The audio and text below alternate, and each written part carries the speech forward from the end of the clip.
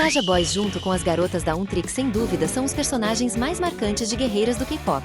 Mas você sabia que mesmo depois da batalha final eles podem não ter morrido de verdade? Sim, essa possibilidade é real e existem provas que podem mudar tudo. O retorno. Se você assistiu ao filme e se olhar com atenção vai notar que na cena final podemos ver que Romance e Baby Saja não foram atingidos pelas Untrix e o mais curioso é que eles não viraram fumaça, como aconteceu com Mystery e Web. Sim, meus amigos, tudo indica que eles continuam inteiros e aparentemente respirando o mesmo ar que a gente. Ou seja, enquanto todos esperavam que eles tivessem sumido para sempre, parece que eles resolveram tirar férias no mundo humano antes de qualquer drama cósmico. Isso abre espaço para algumas teorias bem cabeludas. Será que eles ficaram por aqui só para bolar uma vingança épica contra as caçadoras? Ou será que estão apenas curtindo a vida humana, comendo pipoca e tomando café, enquanto planejam a volta triunfal? Uma coisa é certa, se eles voltarem, não vai ser do mesmo jeitinho de antes. Podem esperar upgrades, poderes novos, claro, aquele toque de humor ácido que a gente ama odiar. E cá entre nós, imagine a cena. Eles chegam de mansinho, fingindo que tudo está normal,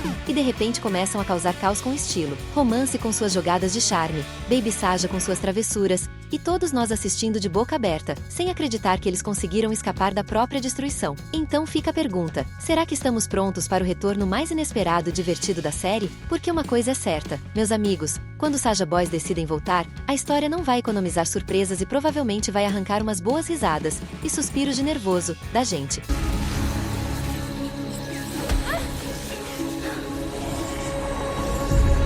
Jinu sem memória. Muita gente acredita que o Jinu vai voltar, mas sem memória, ou seja, ele não lembra de nada do que aconteceu no último encontro com a Rumi. A boa notícia é que a sua alma não foi destruída, apenas libertada. Então, teoricamente, ele ainda está por aí, flutuando pelo mundo como um fantasma perdido ou tirando aquela soneca cósmica básica, sem saber que está prestes a entrar no maior enredo de sua vida. Vale lembrar que, logo no começo do filme, a família do Jinu é atacada por demônios, e eles acabam entregando suas almas para as caçadoras, mas continuam vivos. Isso abre espaço para uma teoria super intrigante. E se o que aconteceu com ele fizer perder a memória dos últimos acontecimentos, sem lembranças recentes, ele poderia ser uma arma perfeita, manipulável, pronta para lutar contra as Untrix sem nem perceber que está ajudando o inimigo. Agora imagine a cena. Jinu chega todo confuso, sem saber quem é amigo ou inimigo, e de repente se vê no meio de uma batalha. Ele tropeça, acerta uns inimigos por acaso, faz umas piadas involuntárias, e de repente, todo mundo fica de boca aberta com o caos que ele provoca. Além disso, se ele conseguir recuperar suas memórias aos poucos, cada lembrança perdida pode se tornar uma arma secreta contra os vilões. A pergunta que fica é, estamos prontos para ver o retorno do Jinu, mais atrapalhado e perigoso?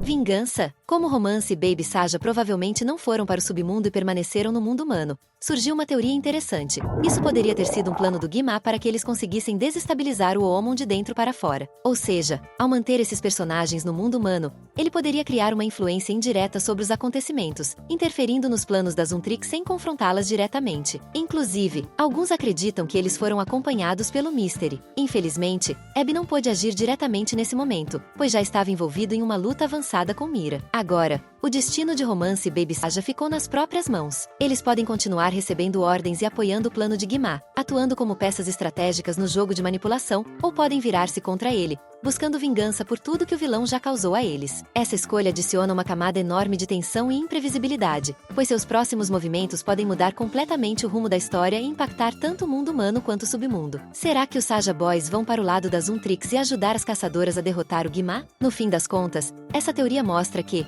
mesmo fora do submundo, os personagens não estão inativos. Eles têm poder de decisão, influência estratégica e potencial para criar caos ou mudança, dependendo de qual caminho decidirem seguir. O que resta é esperar para ver se vão agir com lealdade, rebeldia ou um pouco dos dois, tornando o próximo capítulo da história ainda mais intrigante. Antes de continuar assistindo os motivos pelos quais os Saja Boys não morreram e vão voltar no segundo filme, comenta aqui embaixo o retorno. Efeito glitter rosa. Vamos falar de algo mais profundo, o chamado efeito glitter rosa. Para entender, precisamos voltar ao início do filme, quando as Untrix estão sendo enganadas por sua própria equipe de bordo no avião. É nesse momento que uma situação curiosa acontece. Quando as caçadoras atacam a comissária, ela vai para o submundo, tremendo de medo, porque sabe que terá que dar satisfação ao seu chefe, o Rei dos Demônios. Mas aí acontece algo interessante. O Guimá decide acabar com a vida dela e instantaneamente só restam cinzas. Esse detalhe pode ter um significado muito maior. Talvez os demônios não sejam realmente mortos, mas apenas banidos do mundo real por alguma forma de magia. Ou seja, quando um demônio é atingido por uma das armas das Untrix, ele não desaparece de vez, ele volta para o submundo. No fundo, o efeito glitter rosa nos mostra que nada é realmente como parece. No universo das Untrix, as armas mágicas só banem os demônios para o submundo. Banimento. Um detalhe super curioso acontece quando as Untrix vão perseguir os Saja Boys na casa de banho masculina. Elas atacam os demônios com tudo que tem, matam alguns e depois vão embora. Mas aí aparece um velhinho, dizendo que aquele é o local reservado para homens e que não deveríamos estar ali. Agora, repare na contradição. O mesmo demônio que elas acabaram de destruir vai até lá e rouba a alma do velhinho. Ou seja, mesmo após ataques brutais das caçadoras, os demônios podem retornar por uma brecha, mostrando que nada está realmente acabado. Isso nos leva a pensar que há grandes chances de vermos novamente os Saja Boys ou algum vilão maligno de volta aos palcos, causando caos com estilo e, quem sabe, algumas travessuras inesperadas. No caso do Gnu, também é muito possível que ele retorne. Aqueles atingidos pelas armas das Untrix não morreram de verdade, foram apenas banidos para o submundo e podem voltar através de outra brecha. Mas a grande questão é, será que esse é o plano do Guimá? E o que vai acontecer com Romance e Baby Saja, que ficaram no mundo humano? Eles não se transformaram em fumaça, o que sugere que continuam por aí, escondidos, observando e esperando a hora certa para agir. Outro detalhe interessante sobre o banimento dos demônios é que Mira e Zoe sempre falam que vão enviar os demônios de volta para o submundo, mas em nenhum momento elas dizem que vão matá-los. Isso nos revela algo essencial.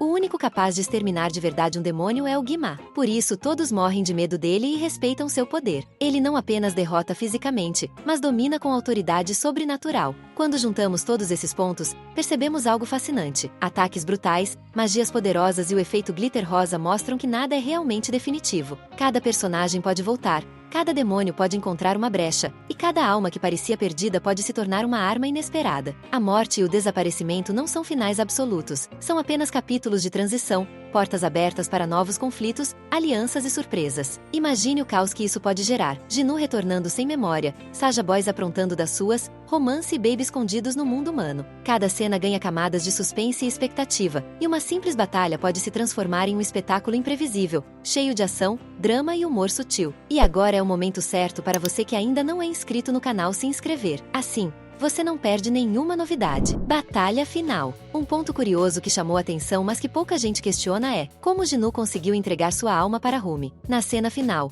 durante o encontro entre os dois, ele fala que foi ela quem o libertou. Isso acontece porque o Guimá controla todos os demônios com a vergonha. Como Gnu finalmente se libertou desse controle, ele não teve mais medo de mostrar quem realmente era. Ele percebeu que os erros do passado não o tornavam malvado e, ao escolher o amor em vez da vergonha, conseguiu entregar sua alma. Isso pode significar que ele recebeu uma segunda chance. Afinal, ele era humano e foi parar no submundo não porque morreu, mas como parte do processo mágico. Em nenhum momento do filme é mencionado que ele morreu na vida humana. Esse detalhe também pode explicar o desaparecimento de algumas pessoas, aquelas que tinham cartazes de procura-se. Talvez por isso elas não tenham deixado seus corpos. Outro ponto interessante é o comportamento de Baby Saja e Romance. Eles não fugiram. Na verdade, estavam apenas seguindo o protocolo que Guimá transmitiu telepaticamente. Afinal, o vilão não esperava perder o controle sobre Gnu naquela noite, e sabia que ele poderia entregar sua alma. Para evitar que outros demônios fizessem o mesmo, Baby e Romance simplesmente foram embora, mantendo a segurança do plano. E tem mais um detalhe curioso. Quando o Mystery some,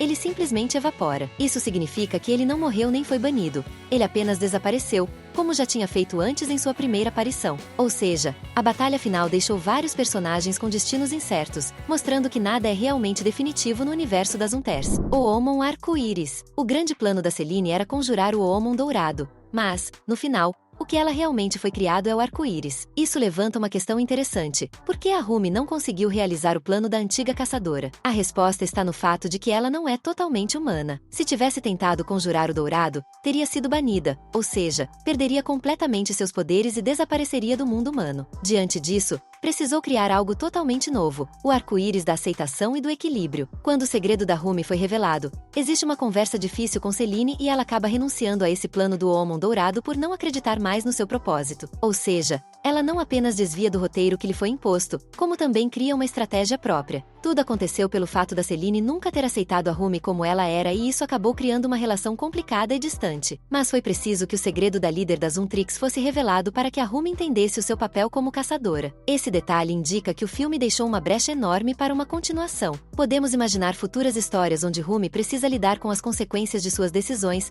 equilibrar humanos e demônios, e talvez até enfrentar a tentação de finalmente tentar conjurar o Omon Dourado agora com mais conhecimento e maturidade. Além disso, será que isso pode trazer algum problema para as caçadoras? No fim das contas, todas essas pistas e brechas mostram que o universo das Untrix é muito mais complexo e imprevisível do que aparenta. Personagens que pareciam perdidos podem voltar, escolhas que pareciam definitivas podem ser revertidas, e cada ação tem consequências que se estendem por múltiplos mundos.